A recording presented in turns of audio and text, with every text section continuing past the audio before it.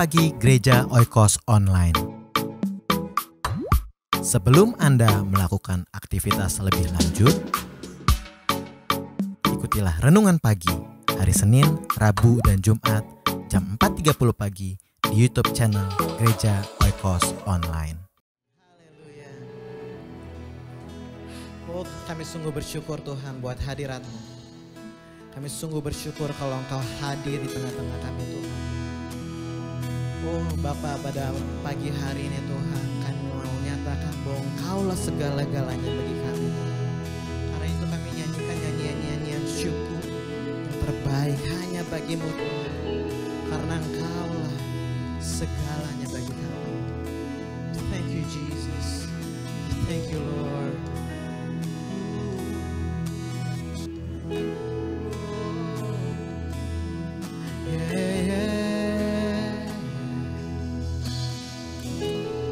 Sama-sama katakan, Kau Bapa yang mengasihi, kuasa-Mu memulihkan hati yang baru Kau berikan untukku dapat melihat rencana-Mu. Oh indah bagi Kau ada di setiap jalanku. Hatiku haus dan lapar akan Engkau.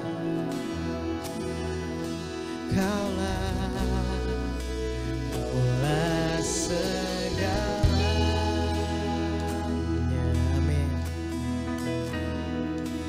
Di dalam hidupku, kerajaan-Mu, kebenaran-Mu bagianku. Kaulah yang ku pandang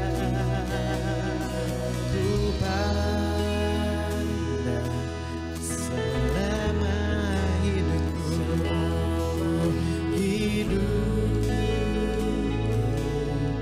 Mengasihi-Mu, memuliakan-Mu, Bapa dan Rajaku. Sekali lagi dari awal katakan, Kau Bapa yang mengasihi, Kau Bapa yang mengasihi, kuasa-Mu memulihkanku, hati yang baru Kau berikan untukku dapat melihat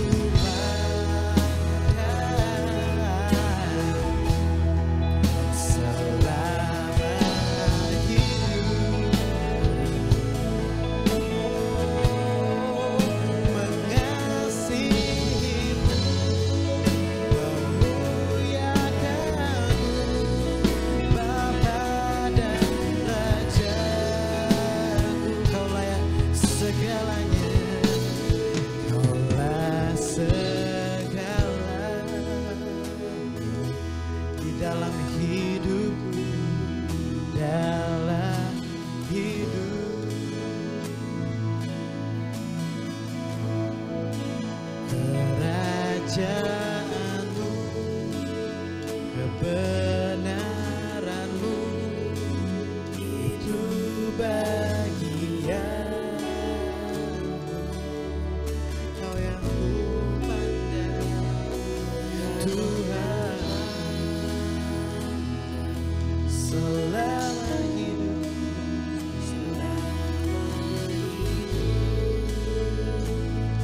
Mengasihi-Mu, mengasihi-Mu, memuliakan-Mu,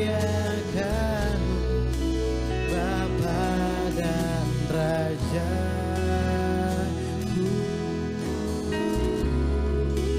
Mengasihi-Mu, memuliakan-Mu, Bapa dan Raja.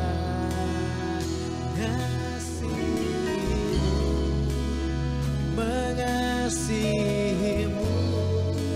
memuliakan-Mu, Bapa dan Raja. Bapakku dan Rajaku, Kaulah segalanya. Yang ku pandang, yang ku tinggikan, yang ku cari, Kaulah segalanya.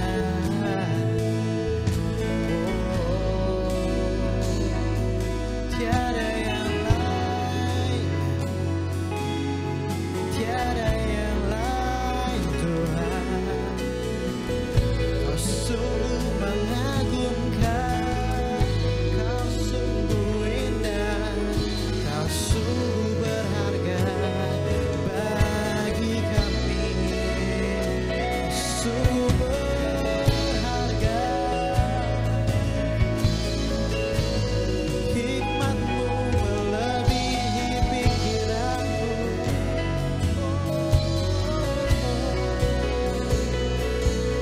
Bersyukur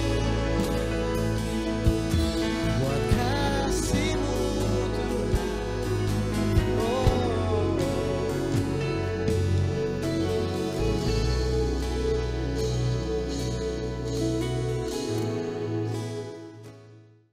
Shalom, selamat pagi. Selamat bertemu kembali dalam kasih Tuhan Yesus Kristus. Bagaimana kabarnya saudara-saudara sekalian? Saya berharap saudara-saudara tetap sehat. Bagi saudara yang tinggal di Indonesia, saudara tentunya bersyukur karena jumlah COVID semakin lama semakin menurun. Dan ini menandakan bahwa masyarakat Indonesia semakin berhasil di dalam mengatasi COVID-19 ini. Dan berdoa terus agar makin lama makin jumlahnya semakin menurun dan terutama jumlah kematian.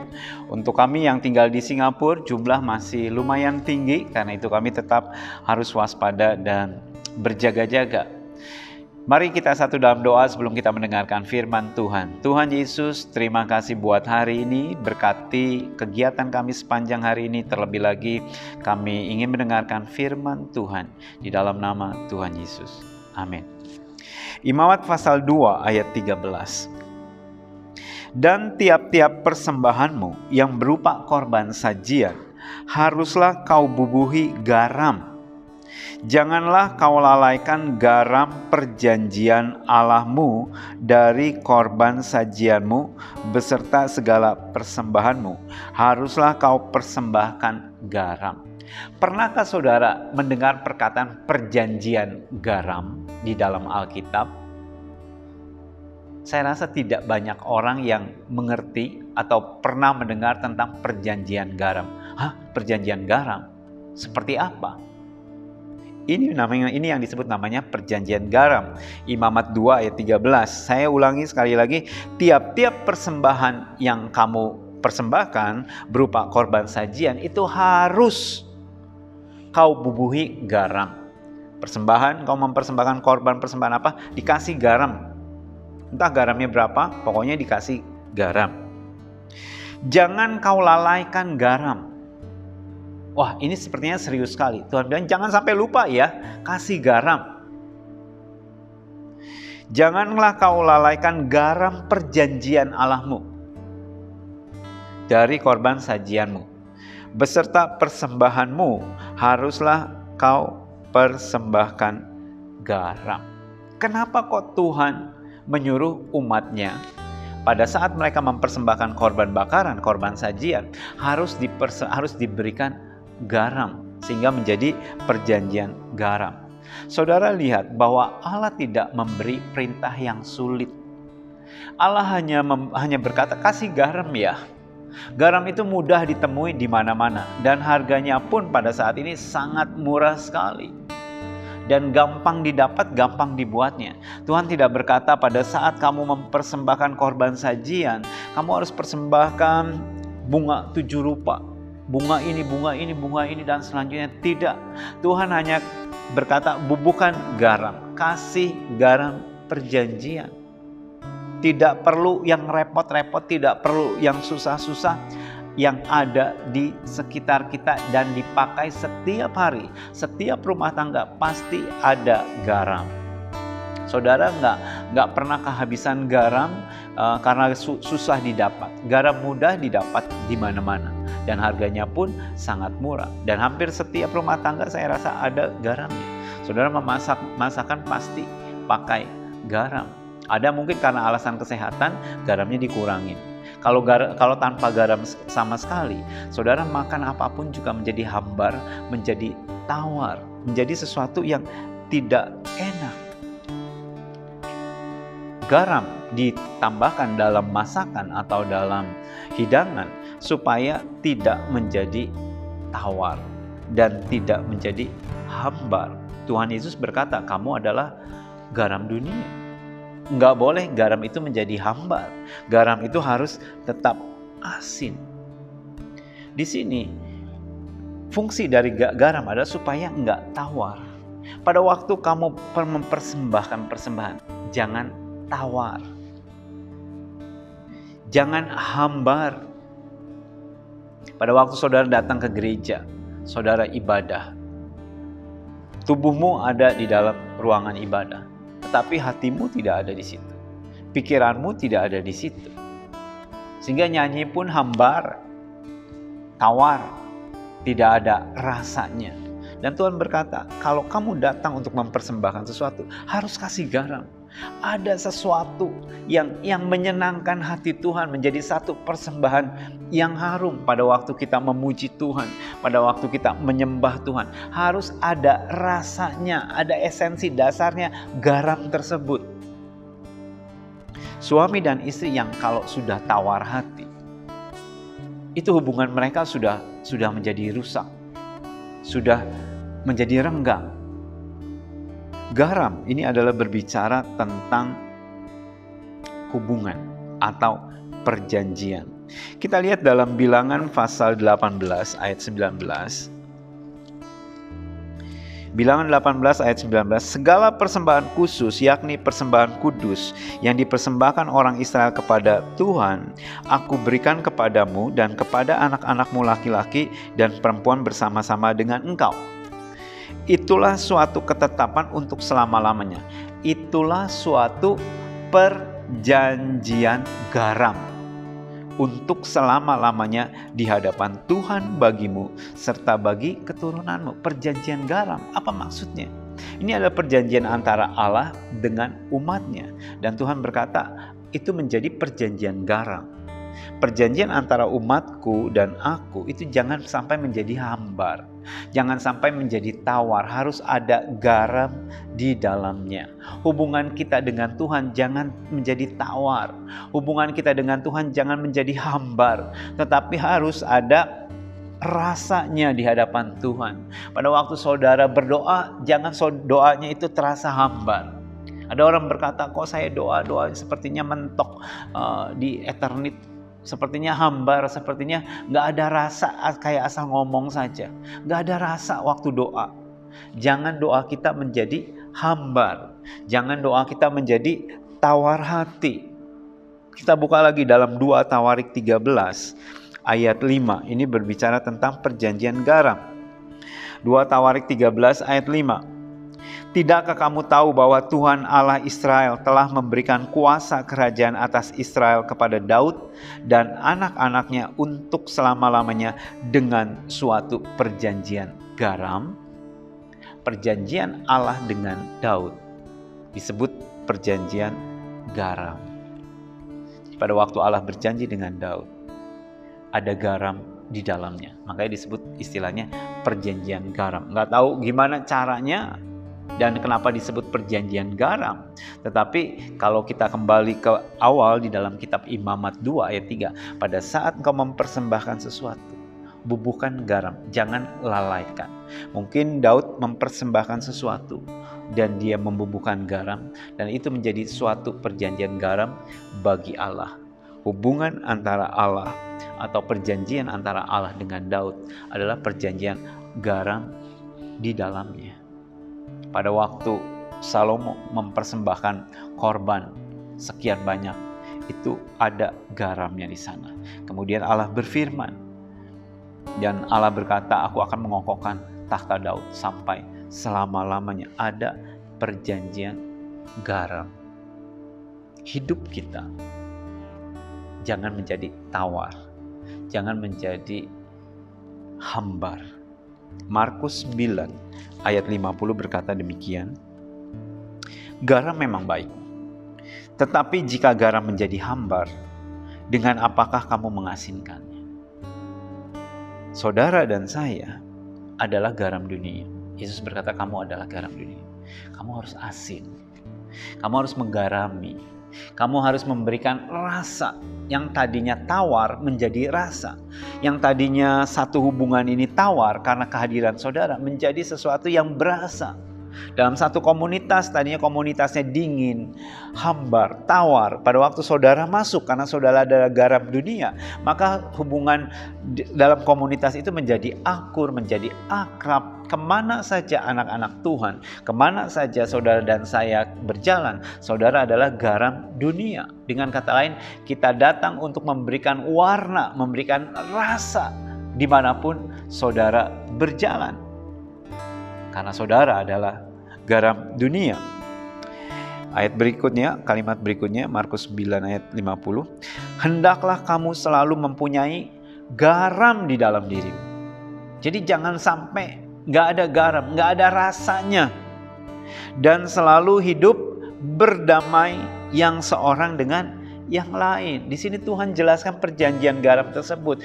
Hendaklah kamu selalu mempunyai garam dalam dirimu dan selalu berdamai, berdampingan dengan orang lain. Garam adalah berbicara tentang hubungan, dibutuhkan dalam satu hubungan supaya hubungan itu tidak menjadi hambar.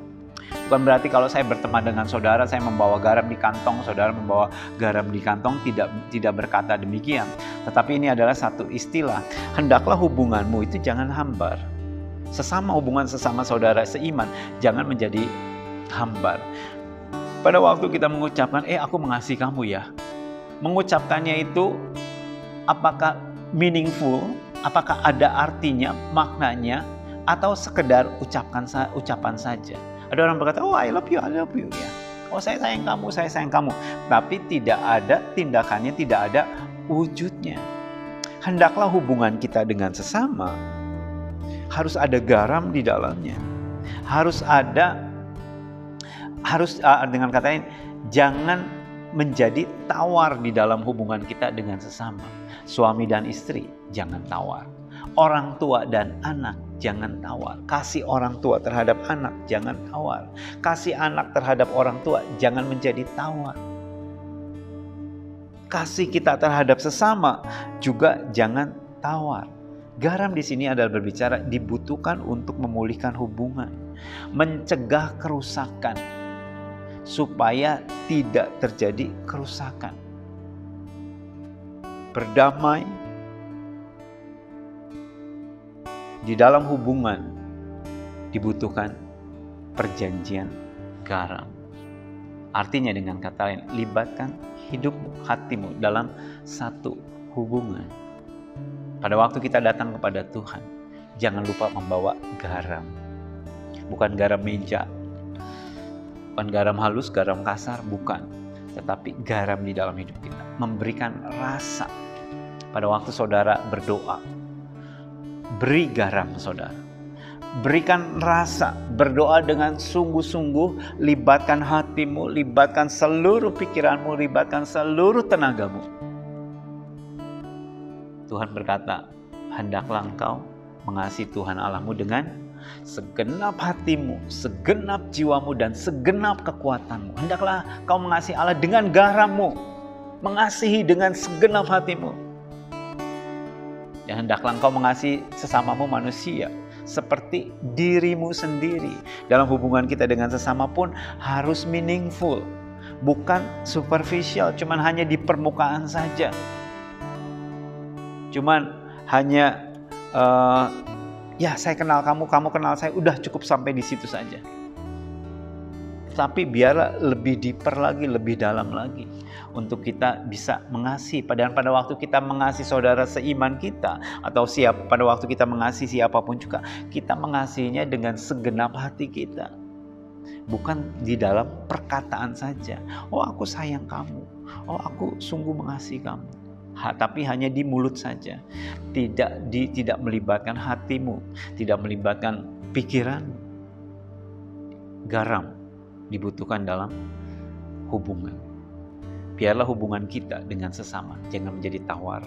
Hubungan kita dengan Tuhan tidak boleh tawar dan tidak boleh hambar. Bawalah garam pada waktu saudara datang kepada Tuhan. Hari Minggu nanti, waktu saudara beribadah kepada Tuhan, bawa garam di dalam hidupmu. Datang pada Tuhan dengan segenap hati, segenap jiwamu, dan segenap kekuatanmu. Saudara akan melihat, saudara akan mengalami ibadah rasanya berbeda. Kenapa? Ada rasa di dalamnya. Betul? Saudara akan bisa merasakan pada saat orang sungguh-sungguh melayani dengan melibatkan segenap hidupnya, atau hanya sekedar bertugas saja. Beri garam dalam setiap hubungan, baik hubungan kita kepada Tuhan maupun juga kepada sesama. Amin. Tuhan Yesus memberkati. Mari kita satu dalam doa. Tuhan, ajari kami pada saat kami datang kepadamu, untuk kami memberikan yang terbaik, bukan lip service, tapi Tuhan untuk menyembah Tuhan dengan segenap hati kami Tuhan, dengan segenap jiwa kami Tuhan. Dan biarlah Tuhan ada garam Tuhan pada saat kami datang kepadamu. Pada saat kami menyembah-Mu Tuhan, biarlah ada garam Tuhan di dalamnya Tuhan. Ada rasanya Tuhan, tidak hambar, tidak tawar. Begitu juga dengan sesama Tuhan. Pada waktu kami berkata, aku sayang kamu, aku mengasihi kamu, biarlah itu bukan lip service, tapi benar-benar keluar dari hati kami Tuhan. Ampuni Tuhan, kalau seringkali dalam ketidakpengertian kami, hubungan kami dengan Tuhan terasa hambar, terasa tawar. Hari ini Tuhan, hamba-Mu berdoa jikalau ada umat-Mu yang merasakan kehambaran mereka, ketawaran mereka, hubungan mereka dengan Tuhan. Hari ini Tuhan, kami ingin menggaraminya Tuhan. Tuhan, kalau ada hubungan umat-Mu Tuhan dengan sesama mereka, mungkin suami dan istri, orang tua dan anak, kakak dan adik, yang mulai retak, mulai renggang, mulai hambar, mulai tawar hubungan mereka. Tuhan, rekatkan kembali Tuhan. Biarlah ada garam di dalam setiap hubungan kami Tuhan. Ada rasanya Tuhan di dalam setiap hubungan kami dengan sesama. Berkati aktivitas umat-Mu Tuhan sepanjang hari ini. Dalam nama Tuhan Yesus. Amin. Tuhan Yesus memberkati saudara sekalian. Sampai jumpa kembali.